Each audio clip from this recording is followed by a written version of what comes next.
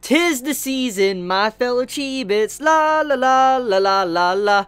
Okay, I know that was cringy, but, you know, let's roll with it. It is that special time of the year, even if you don't celebrate the holidays, even if you don't care about the holidays, it's still a season to where you should just, at the very least, have a smile on your face, because the end of the year is here.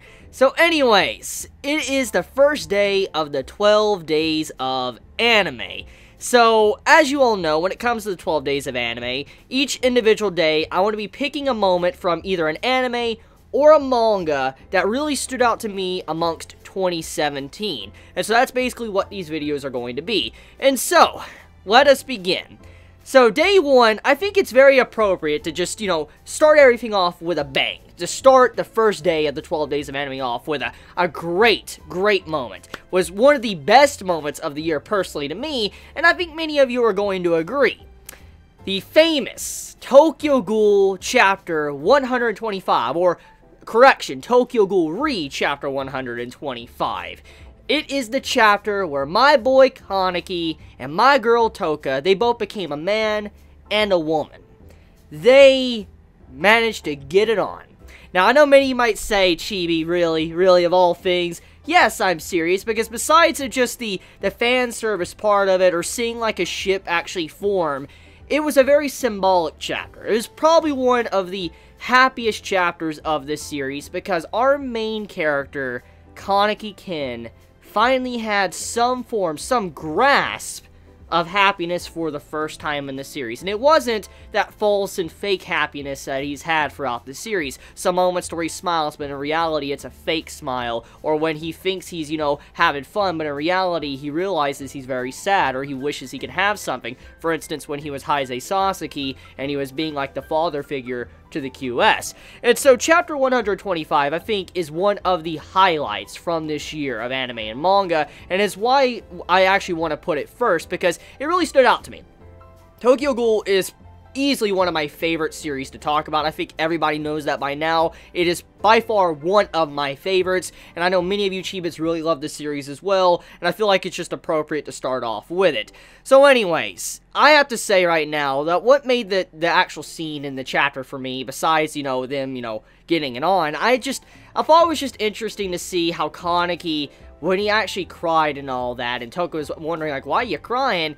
It was symbolizing that this is the first time that Kaneki ever has really felt wanted, where Kaneki actually has something. He was able to have a moment of peace, have a moment to where he realizes he loves someone and someone loves him back. Because throughout the entirety of the series, one of the big things he's always wanted was a family. That's what he's always wanted. He always wanted a family, and we've seen this time and time again throughout the journey of Tokyo Ghoul and Tokyo Ghoul Re. We've always seen it to where he always wanted something. He wanted to have a father, he wanted to have a mother, or some form of family, and that's what the QS represented at the time, at the beginning of Tokyo Ghoul Re, was that he actually had a family. Him and Artema was his papa, Akira was his mother, and he just wanted this, and he lost that, obviously, and he's always wanted something like that, and finally, when Toka extended her hand out to him, and then, you know, they both finally, you know, expressed their love for each other, it was the first time in his life that he truly had something very, very real. And that is why I think it deserves to be a part of the 12 days of anime, and why I wanted to start off with this is because it was just a hallmarker. Number one, Kaneki becoming a man. Number two, it was a confirmed ship that was built up for a very long time. And number three, it was just such a symbolic chapter that had such weight to the series since the very beginning. It was building up to that very moment. So, just a good chapter overall. Now, I know many might disagree with me, and I know there is a lot of other great moments of Tokyo Ghoul Re this year. Fantastic moments. A lot of moments. And who knows, maybe I might talk about another one of those moments later on for the 12 days of anime. But that is a moment I wanted to start off with. And so if you agree with me, let me know. And if you disagree with me, also let me know in the comments below.